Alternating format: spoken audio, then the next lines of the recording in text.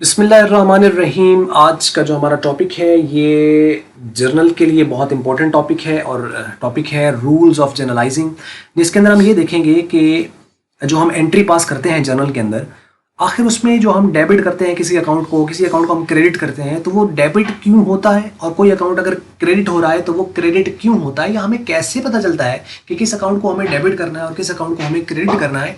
So it depends upon the rule, यानी उसके ऊपर डिपेंड करता है कि आखिर कोई ना कोई तो प्रोसीजर होगा ना, कि ऐसे तो नहीं किसी को भी डेबिट कर दिया किसी को भी क्रेडिट कर दिया, तो मीन्स कि देयर इज अ रूल। अब वो रूल क्या है वो डिपेंड करता है टाइप ऑफ अकाउंट्स के ऊपर। अच्छा, यहाँ मैं थोड़ी एक बात आपको बता दूं कि जब हम बात करते हैं ना टाइप्स ऑफ अकाउंट्स की, तो वो ये देखा जाता है कि हम किस पॉइंट ऑफ व्यू से बात कर रहे हैं या किस हमारा पर्पस क्या है।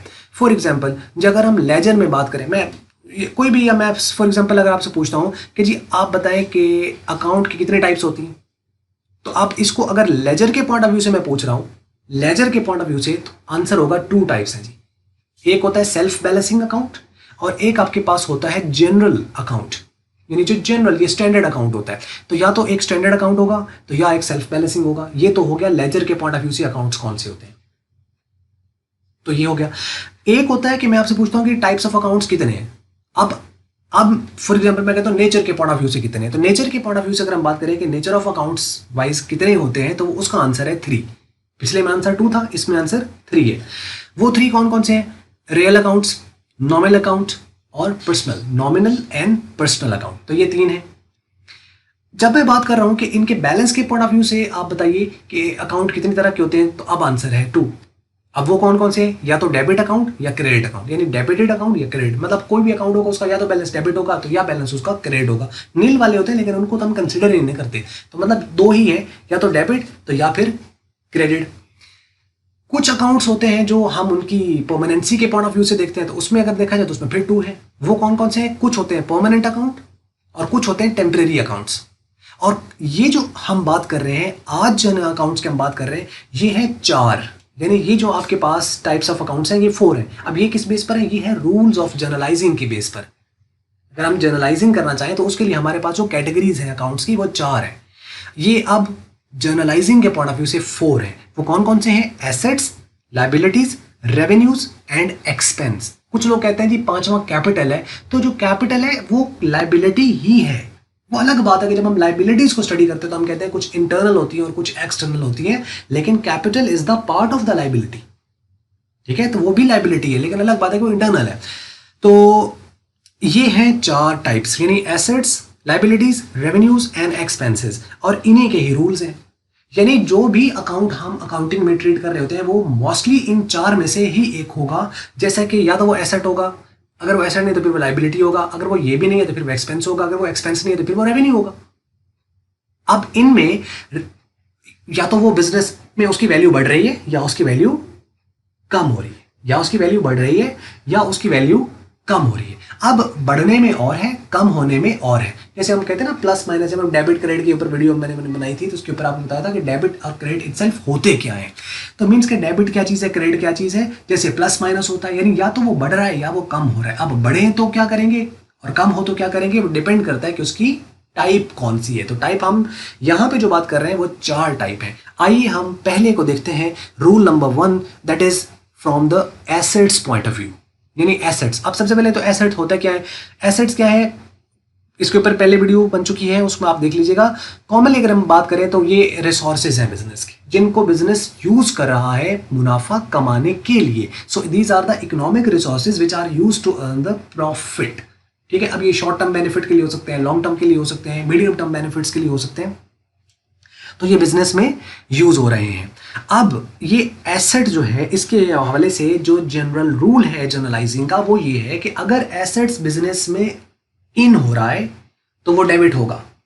यानी अगर एसेट्स बिजनेस में आ रहा है या बिजनेस में आता है तो वो क्या होगा, डेबिट होगा। और बिजनेस अगर वो जाएगा तो क्रेडिट होगा। ये तो है कॉमन लैंग्वेज कि जी आ रहा है तो डेबिट, जा रहा है तो क्रेडिट। अब ये आना जाना क्या है? अब कुछ एसेट ऐसे होते हैं ना तो जो आते हैं ना जाते हैं, यानी फिजिकल को तो चलो हमने कह दिया, जैसे मशीनरी है जी, मशीनरी का आना क्या है, यानी वो बिजनेस में आई, इन हुई। और मशीनरी का जाना क्या है कि मशीनरी बिजनेस से सेल आउट हो गई, चली गई। और बाज़ दफ़ा ये होता है कि वो रिपेयरिंग के लिए गई तो तब भी तो वो आउट हुई है। तो यानी आना जाना, हम जब कह रहे हैं तो इस आने जाने को आप समझ लें कि इससे मुराद क्या है। ये वो मीनिंग में नहीं होगा कि जी बिजनेस में आ गया और बिजनेस से चला गया। मशीनरी रिपेयरिंग होने के लिए बाहर गई तो हम उसको क्रेडिट तो नहीं कर देंगे, रिपेयरिंग होने के लिए गई फिर वो इन हो जाएगी, तो मतलब उसकी कोई एंट्री नहीं होगी। तो इन आउट क्या है इसको थोड़ा समझ लेना है। एक चीज तो ये है कि हमने जब भी एंट्री को देखना है तो हमने अपने आप को देखना है, यानी हमने अपनी ऑर्गेनाइजेशन अपने बिजनेस को देखना है। मतलब आप अगर अकाउंटेंट हैं तो आपको ये देखना होगा कि आप जिस ऑर्गेनाइजेशन में बैठे हैं ये एसेट उसमें इन हुआ या आउट हुआ। मतलब इसकी इन से मुराद है उसकी वैल्यू बढ़ी, और आउट से मुराद आप यूं कंसिडर कर लो कि उसकी वैल्यू कम हुई, वो किसी भी पॉइंट ऑफ व्यू से है। ठीक है, तो जब हम खरीदते हैं तो एसेट्स की वैल्यू बढ़ती है बिजनेस के अंदर, क्योंकि पहले एसेट्स जितने भी थे, अब एक नया एसेट आया तो लाजम आता है एसेट्स की वैल्यू बढ़ जाएगी। और अगर वो एसेट हमने सेल आउट कर दिया तो एसेट्स की वैल्यू लाजम आता है जितना टोटल एसेट थे उसमें से वैल्यू कम हो जाएगी। या बाज़ दफ़ा कोई एसेट आउट नहीं भी होता लेकिन उसकी फिर वैल्यू कम हो जाती है। फॉर एग्जाम्पल जैसे कोई एसेट डेप्रिशिएट हो गया तो अब उसमें तो कोई आउट नहीं हुआ, वो एसेट वगैरह वो आउट हुआ ही नहीं है, तो उसके अंदर क्या होगा कि आपका उसकी वैल्यू कम होगी डेप्रिसिएशन की वजह से। तो मीन एसेट का आना जाना से क्या मुराद है, मीन कि उसकी वैल्यू का बढ़ना और वैल्यू का कम होना। और हमने वैल्यू जो देखनी है वो हमने अपने पर्सपेक्टिव से देखनी है, नेक्स्ट पर्सन के पर्सपेक्टिव से नहीं देखनी। जैसे हमारा बैंक में पैसा पड़ा हुआ है तो अब वो पैसा हमारा जो कैश है वो बैंक में है, हम बैंक में जमा कराते हैं, पैसा भी हमारा है, लेकिन हम अपने पास उसे डेबिट करते हैं क्योंकि हमारा एसेट बढ़ता है। लेकिन बैंक वाले उसे क्रेडिट करते हैं क्योंकि उनका एसेट नहीं बढ़ रहा। जैसे जैसे उनके पास पैसे कस्टमर्स के आते जाएंगे बैंक के ऊपर लायबिलिटी बढ़ती चली जाएगी। लायबिलिटी क्या है, डेट्स हैं, कर्ज है, मतलब उनको पैसे देने हैं, हम पैसे जमा कराते जाएंगे बैंक में, हमारा एसेट बढ़ता जाएगा और उसी रकम का यानी हमने 5,000 जमा कराया, उनके पास 5,000 आया, लेकिन वो क्रेडिट करेंगे और हम डेबिट करेंगे। लेकिन हमें अब उनके पॉइंट ऑफ व्यू से नहीं देखना है, हमें अपने पॉइंट ऑफ व्यू से देखना है। तो एक बात तो ये, यानी रूल ऑफ जनरलाइजिंग से पहले एक रूल है कि आप जब एंट्री पास कर रहे हैं तो आप अपने आप को देखिएगा, दूसरे का पॉइंट ऑफ व्यू से नहीं। कि फर्नीचर हमने खरीदा जी तो फर्नीचर उसके पास से तो कम हो गया ना जी, तो उसके पास से हमने देखना ही नहीं है कि उसके पास से कम हुआ, हमने देखना है हमारे पास इन हुआ या आउट हुआ, दैट्स इट, अपने पॉइंट ऑफ व्यू से। तो पहली बात तो एक जहन में ये रहे। रूल बहुत कॉमन है एसेट्स का, एसेट्स की वैल्यू में इंक्रीज आएगा तो डेबिट और डिक्रीज आएगा तो क्रेडिट। अभी इंक्रीज वगैरह क्या है वो मैंने बता दिया, वैल्यू का है। देखें यहाँ पे बात कर रहे हैं increase in assets will be debited and decrease in assets will be credited. Here word increase mean increase in the value of asset and decrease mean decrease in the value of asset. ठीक है, तो इसी को हम आना जाना, common language में हम आना जाना कहते हैं। तो आना जाना इस तरह है। Following main accounts of assets are used in the entries. ये एंट्रीज में हम ये मेन अकाउंट्स जो हैं ये कुछ यहाँ पर यूज़ करते हैं। इसके अंदर जो पहला हमारे पास अकाउंट आ रहा है वो है, जैसे पहले से मुराद ये है कि ये हमारे पास लिस्ट है, इसको आप थोड़ा सा देख लीजिए। जैसे कैश हमारे पास है, अब बिजनेस में अगर कैश आएगा तो हम उसे क्या करेंगे, हम उसको डेबिट करेंगे क्योंकि कैश हमारा क्या है, एसेट है। एक बात तो ये है, इसमें दो तरीके से आपने इसको जो है वो क्लियर करना है। एक ये है कि जब आपसे को पूछे जी कि एसेट्स कौन कौन से, तो आप बताएंगे जी ये एसेट्स हैं। जैसे कि पूछा एसेट्स क्या है, आपने कह दिया जी cash, bank, land, building, furniture, plant, machinery, patents, goodwill, फला, ये आपने लिस्ट बता दी कि ये एसेट्स हैं। एक तो है ये तरीका इसको याद करने का। दूसरा तरीकाकार ये है कि आप इसमें इस एंगल से देखेंगे, जैसा कि कैश क्या है, तो कैश क्या है, कैश एसेट है। यानी इसके अंदर आप इस पॉइंट ऑफ व्यू से इसको आप कंसिडर करेंगे कि कैश बढ़ रहा है और कैश इटसेल्फ, सबसे पहले तो पता चलना चाहिए कि कैश है क्या, यानी कैश क्या है, हमारा कैश एसेट है। और बैंक क्या है, बैंक हमारा एसेट है। यानी आप एक तो आपको लिस्ट याद हो एसेट्स की कि कैश, बैंक, डेटर ये एसेट है। दूसरा किस एंगल से कि कैश क्या है, कैश एसेट है। बैंक क्या है, बैंक एसेट है। डेटर्स क्या है, डेटर एसेट है। लैंड क्या है, लैंड एसेट है। इन्वेस्टमेंट क्या है, इन्वेस्टमेंट एसेट है। फर्नीचर क्या है, फर्नीचर एसेट है। मशीनरी क्या है, मशीनरी एसेट है। प्लांट क्या है, प्लांट एसेट है। ट्रेड मार्क क्या है, एसेट्स है। गुडविल क्या है, एसेट है। मीन आप इस तरह करके उसको याद करोगे। अब इसको हम रूल क्या है, कैसे हम एंट्री पास करते हैं। जैसे एसेट हमारे कैश है ना, तो अब ये बिजनेस में अगर बढ़ रहा है तो कैश क्या होगा, डेबिट होगा। और अगर हमारे पास कैश जो है वो बिजनेस से कम हुआ है, मतलब हमने किसी को पेमेंट कर दिया, तो कैश बिजनेस से कम हुआ है, तो हम क्या करेंगे, कैश को क्रेडिट कर देंगे। अगर आपका बैंक में आपने पैसे जमा कराए तो बैंक बैलेंस बढ़ा होगा, तो बैंक को हम क्या करेंगे, डेबिट। और अगर आपने बैंक से पैसे निकलवाए हैं तो बैंक बैलेंस क्या होगा, कम हुआ होगा, तो हम उसे क्या कर देंगे, क्रेडिट कर देंगे। इसी तरीके से आपने चीज़ें बेची हैं तो आपके डेटर्स आए होंगे, डेटर्स बढ़े होंगे। सेल के केस में डेटर्स बढ़ते हैं तो डेटर्स डेबिट हो जाएंगे। और अगर आपको डेटर से पेमेंट मिल गई है तो फिर आपके डेटर्स क्या हो जाएंगे, डेटर्स आपके क्रेडिट हो जाएंगे। Very common. इसी तरीके आप बाकी को देख लें, जैसे नोट्स रिसीवेबल आपके पास हैं तो ये जो है ये डेबिट हो जाएंगे क्योंकि नोट रिसीवेबल का वर्ड जिसके साथ भी आता है वो आपके एसेट्स होते हैं, और ये बिजनेस में अगर आए हैं तो ये हमारे क्या हो जाएंगे, डेबिट हो जाएंगे। तो ये प्रोमिसरी नोट है, यानी नोट्स रिसीवेबल कौन से, यानी प्रोमिसरी नोट। तो ये रिसीवेबल पेबल दोनों होते हैं, तो पेबल होगा तो खैर तो लाइबिलिटी होगी, रिसीवेबल एसेट। इसी तरह इन्वेस्टमेंट है, इन्वेस्टमेंट एसेट होता है, यानी बिजनेस पे कहीं आप पैसा लगाओगे तो आपका बेनिफिट देगी इन फ्यूचर के अंदर, यानी वो आपको कोई ना कोई रिटर्न देगी, तो इन्वेस्टमेंट आपका एसेट होता है। फर्नीचर आपके पास बिजनेस में अगर आपने खरीदा है, आया है, तो एसेट है और बढ़ेगा अगर फर्नीचर, तो फर्नीचर डेबिट होगा, और फर्नीचर अगर डेप्रिशिएट हुआ है तो फर्नीचर की वैल्यू कम होगी, फर्नीचर क्रेडिट होगा। सिमिलरली मशीनरी बढ़ेगी तो डेबिट और कम होगी तो क्रेडिट। और ये कुछ लिस्ट है, इस सारों को देख लें। इसमें कैटेगरीज कुछ टेंजिबल एसेट्स हैं, कुछ इंटेंजिबल एसेट्स हैं, कुछ करंट हैं, कुछ फिक्स्ड हैं। वो हम फाइनल अकाउंट में देखेंगे कि ये फिक्स्ड और करंट क्या होता है। यहाँ पे सिर्फ आपको इनको देखना है कि ये हैं, ठीक है। तो इसका तरीका मैंने आपको बता दिया, ये सारे के सारे आप इसको देख लीजिए, ये सारे के सारे हमारे एसेट्स हैं। अगर इनमें इंक्रीज आएगा तो ये डेबिट होंगे, और इनमें अगर डिक्रीज आएगा तो ये हमारे क्रेडिट होंगे। और एसेट्स बैलेंस शीट में शो होते हैं। और उसके नीचे एक बड़ा इंपॉर्टेंट एक बात है, इसको आपने अच्छी तरह ध्यान में रख लेना है। Any account which includes the word receivable, unused, accrued, paid in advance and prepaid, अगर किसी अकाउंट के साथ ये आ जाता है, जैसे कि प्रीपेड इंश्योरेंस, तो ये क्या है, ये एसेट है। पेड इन एडवांस, जैसे सैलरी पेड इन एडवांस, तो ये क्या होगा, ये एसेट होगा। एक्रूड का वर्ड आ जाता है, जैसे इंटरेस्ट एक्रूड, तो ये क्या होगा, ये हमारा एसेट होगा। इसी तरीके से अनयूज्ड, जैसे अनयूज्ड स्टेशनरी, तो क्या होगा, ये एसेट होगा। इसी तरीके से रिसीवेबल का वर्ड जिसके के साथ आ जाए, जैसे बिल्स रिसीवेबल्स, नोट रिसीवेबल्स, इस तरह करके अगर आपके पास आ जाए अकाउंट्स रिसीवेबल, तो आपके सैलरी रिसीवेबल या इंटरेस्ट रिसीवेबल या कमीशन रिसीवेबल, यानी किसी के साथ रिसीवेबल का वर्ड आ गया तो वो हमारा एसेट होगा। इससे काफ़ी हेल्प हो जाती है। मतलब अगर आप इनको देख लें, यानी रिसीवेबल का वर्ड आ जाए, अनयूज का वर्ड आ जाए, एक्रूड का वर्ड आ जाए, पेड इन एडवांस का आ जाए या प्रीपेड का आ जाए, तो वो सारे के सारे हमारे क्या होंगे, एसेट्स होंगे। और एसेट्स बैलेंस शीट में शो होते हैं, चाहे वो करंट हो, चाहे वो फिक्स्ड हो, चाहे वो टेंजिबल हो, चाहे वो इंटेंजिबल हो। तो ये बात आपको समझ लगी, यानी एसेट्स बढ़ेगा डेबिट और कम होगा तो क्रेडिट। उसके बाद नेक्स्ट हम चलते हैं, वो है लाइबिलिटीज। लाइबिलिटीज बिल्कुल एसेट्स के उल्ट है। एसेट्स बढ़े तो डेबिट होता है, कम हो तो क्रेडिट होता है, लेकिन लाइबिलिटी उसके उल्ट है। मतलब लाइबिलिटी बढ़ेगी तो क्रेडिट होगी और अगर कम होगी तो वो डेबिट होगी। फॉर एग्जाम्पल, जैसे यहाँ पे आप देखें, बात कर रहे हैं कि increase in liabilities will be credited and decrease in the liabilities will be debited. Following main accounts of liabilities are mostly used. इसके अंदर liabilities के ये कुछ accounts हैं जो कि आमतौर पर यूज होते हैं। liabilities होते क्या है, डेट्स होते हैं, कर्ज होते हैं बिजनेस के ऊपर जो उन्होंने पे करने होते हैं, यानी पेबल्स हैं बिजनेस के।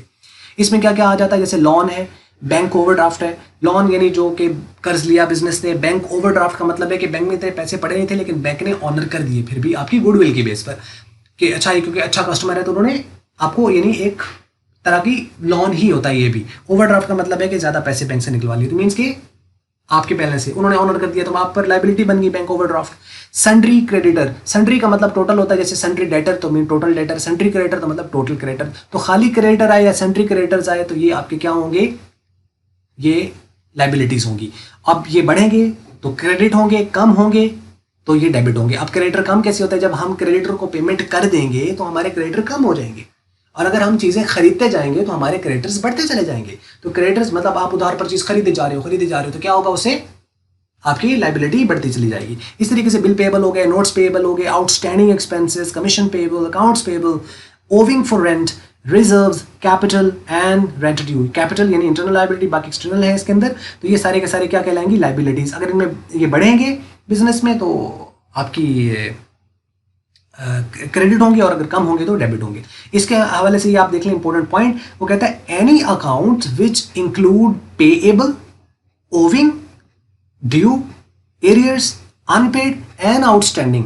अगर किसी के साथ ये वर्ड आ जाए तो वो लाइबिलिटी होगा। जैसा कि पेएबल तो नोट्स पेएबल, अकाउंट्स पेएबल, तो जिसके साथ पेएबल का वर्ड होगा वो लाइबिलिटी होगी। ओविंग का वर्ड आ, जैसे यहाँ पे लिखा हुआ था, यहाँ पे ये ओविंग फॉर रेंट, मतलब ओव का मतलब होता है देना, ऑन का मतलब होता है लेना, ऑन से ऑनर, ठीक है। तो ये ओविंग है, ओविंग मीन्स के पेएबल। और ड्यू, ड्यू जैसे ड्यू डेट होती है किसी बिल के साथ, तो ड्यू का मतलब भी है कि पेएबल है। एरियर्स का मतलब होता है कि बकाया जात है, मतलब अभी आप पर लाइबिलिटी है, तो एरियर्स का वर्ड अगर आपके पास आ जाता है तो ये भी लाइबिलिटी हो गया। अनपेड का मतलब अभी तक पे नहीं किया, मीन पेएबल है, तो वो भी लाइबिलिटी। और आउटस्टैंडिंग का वर्ड अगर आ जाए, जैसे outstanding rent, outstanding commission, outstanding salary, outstanding wages, whatsoever इस तरह आए तो ये भी सारे के सारे क्या कहलाएंगे, लाइबिलिटीज कहलाएंगी। ठीक है, ये हो गया यहाँ तक। तो एसेट्स के उल्ट इसका रूल है। और उसके बाद है third, that is expense and losses. अब एक्सपेंस क्या होते हैं? Expenses and the losses are always debited, ये हमेशा डेबिट होते हैं, इसमें कोई इंक्रीज डिक्रीज नहीं है। इसके अगेंस्ट होते हैं रेवेन्यूज, और रेवेन्यूज का अगेंस्ट होते हैं ये दोनों ही एक दूसरे के कॉन्ट्रास्ट चलते हैं। कॉन्ट्रा यानी एक दूसरे के उल्टे चलते हैं। अच्छा, expenses the losses are always debited as they are the cost of something whose benefit has been taken. ये वो चीज है, वो आइटम है जिसका बेनिफिट ले लिया गया। अच्छा देखिए, एक्सपेंस हम कहते ही उस चीज को, एक क्वेश्चन आता है ना कि एक्सपेंस और एक्सपेंडिचर में क्या फर्क है। एक्सपेंडिचर उसे हम कहते हैं जिसका बेनिफिट अभी लेना है। जैसे कि आपके पास स्टॉक हो गया, स्टेशनरी, अनयूज स्टेशनरी होगी, तो अभी तो ये यूज नहीं हुई है, तो मतलब क्या है, ये हमारा एसेट है, करंट एसेट है। जब स्टेशनरी यूज हो जाएगी वो बेकार हो जाएगी, मतलब उसका जो बेनिफिट था ले लिया, तो अब वो क्या बन जाएगा, एक्सपेंस बन जाएगा। इसी तरीके से आपके पास स्टॉक है जो अभी तक नहीं बिका, तो हमारा क्या है, वो हमारा एसेट है, लेकिन वो बिक गया तो उसकी जो कॉस्ट होगी वो हमारा क्या बन जाएगा, एक्सपेंस बन जाएगा। दैट्स वाई हम परचेजेस को अपना एक्सपेंस कहते हैं, क्योंकि मतलब ये वो है जिसको सेल कर दिया गया है। दैट्स वाई हम परचेजेस को हम अपना एक्सपेंस कहते हैं। लेकिन अगर इस परचेजेस में से कुछ आइटम ना बिके तो उसकी जो कॉस्ट होगी वो हमारा एसेट कहलाएगा, क्योंकि वो अनयूज्ड है या अनसोल्ड है। तो एक्सपेंस क्या होते हैं, जिसका बेनिफिट ले लिया जाए। इलेक्ट्रिसिटी का बिल हो गया, जो भी होता है, हम उसके यूनिट्स कंज्यूम कर चुके होते हैं, उसका बिल आता है। दैट्स वाई कि वो हमारे क्या होते हैं, एक्सपेंसेस होते हैं। तो एक्सपेंसेस यानी अखराजात, लॉसेज वगैरह हो या एक्सपेंस हो, ये हमेशा क्या होते हैं, डेबिट होते हैं। अब देखें, या तो एसेट डेबिट होता है जब वो बढ़े, या लाइबिलिटी डेबिट होती है जब वो कम हो, तो या एक्सपेंस डेबिट होते हैं। और एक्सपेंस तो हमेशा ही डेबिट होते हैं, तो ये डेबिट वाला हो गया। अब इसमें देखिए, परचेजेस, वेजेस, कैरेज, ये सारे एक्सपेंस हैं। वेजेस हो गए, कैरेज हो गया, फ्रीट हो गया। इनको हम डिटेल में इंशाल्लाह फाइनल अकाउंट्स में डिस्कस करेंगे। Salaries, rent, depreciation, bad debts, insurance, commission, advertisements, selling in the marketing, audit fee, bank charges, interest paid, stationery, printing charges, telephone bill, electricity charges, dock charges, miscellaneous expenses, discount allowed and the packing charges, these all are the expenses which you have to debit while recording the entry in the journal.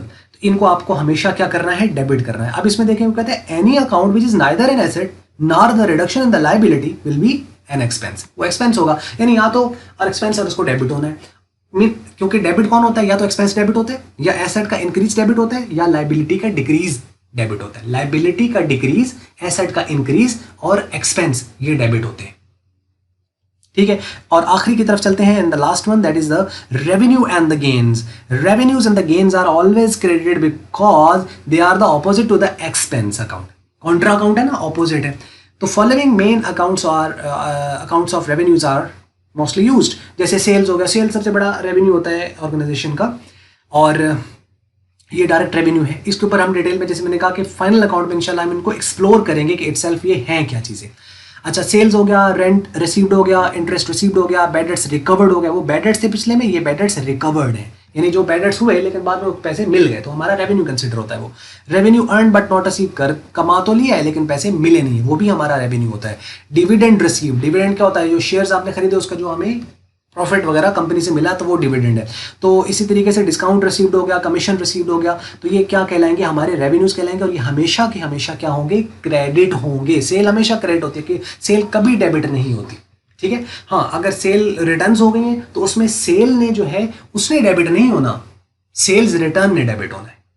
तो ये इस तरह करके हम इंशाल्लाह entries में, next video इंशाल्लाह इसी एग्जांपल के ऊपर है, इसलिए ये ना जहन में है कि इसके एग्जांपल्स किधर हैं। एग्जांपल्स पहले आप इसको थोड़ा सा देखें, इसको जहन में बिठाएं, थोड़ा सा ये जहन में बैठेगा। उसके बाद हम एक और टॉपिक है जिसके ऊपर हम कैश या क्रेडिट ट्रांजैक्शंस का थोड़ा सा फर्क देखेंगे। उसको देखने के बाद फिर एग्जाम्पल्स तरफ हम जा रहे हैं। और एक बार इस पूरे को जनरलाइजिंग की जो वीडियोज है, इसको अगर आप एक बार फिर देख लें तो ये बिल्कुल जबरदस्त तरीके से इंशाल्लाह कवर अप हो जाएगा। आखिरी पॉइंट देख लें, कहता है कि any account which is neither liability, ना वो लायबिलिटी है, ना the reduction in the asset will be a revenue.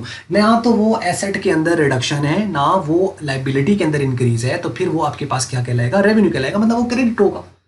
अब क्रेडिट कौन कौन से होते हैं, या तो रेवेन्यू क्रेडिट होता है, या लायबिलिटी का इंक्रीज क्रेडिट होता है, तो या एसेट का डिक्रीज क्रेडिट होता है।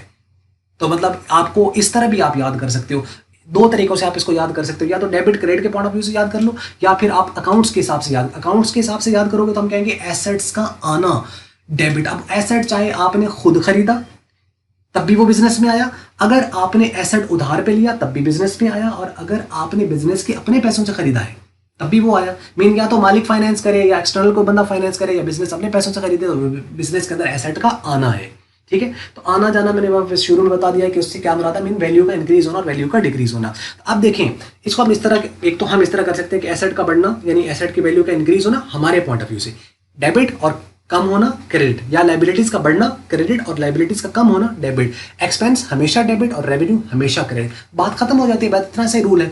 दूसरा आप इस एंगल से देख सकते हो कि एसेट का इंक्रीज डेबिट, लाइबिलिटीज का डिक्रीज डेबिट और एक्सपेंस डेबिट, ये डेबिट का हो गया। क्रेडिट का कैसे है, लाइबिलिटी का इंक्रीज क्रेडिट, एसेट का डिक्रीज क्रेडिट और रेवेन्यू क्रेडिट। तो आप इनके हिसाब से देखें तो फिर दो चीजें हैं, फिर आप सिर्फ दो याद करेंगे कि ये वाले डेबिट ये वाले क्रेडिट। ठीक है, फिर तो दो याद करने। और अगर आप इस तरह देखें अकाउंट के हिसाब से फिर आपको चार याद करने। ठीक है, एसेट्स का इंक्रीज डिक्रीज और लाइबिलिटी का इंक्रीज डिक्रीज और एक्सपेंस हमेशा ही डेबिट और रेवेन्यू हमेशा ही क्रेडिट। ले जी, ये थी वीडियो और मैंने अपनी तरफ से पूरी कोशिश कर दी। अब एग्जाम्पल वगैरह क्या है इसके, हम वो बाकी लेक्चर्स हैं वो इंशाल्लाह आने वाली वीडियोस के अंदर हम इंशाल्लाह देख रहे हैं। तो उम्मीद करते हैं कि आपको मल्टीपीडिया की वीडियो आपको अच्छी लगी होगी, लेकिन उम्मीद ये भी की जा सकती है कि आपको फिर भी अच्छी ना लगी हो। तो कोई बात नहीं, अगर आपको अच्छी लगे लाइक कर लें, शेयर कर लें दूसरों के साथ। अगर आपको अच्छी नहीं लगी तो फिर इसको डिसलाइक जरूर करें, और वीडियो देखने का बहुत शुक्रिया।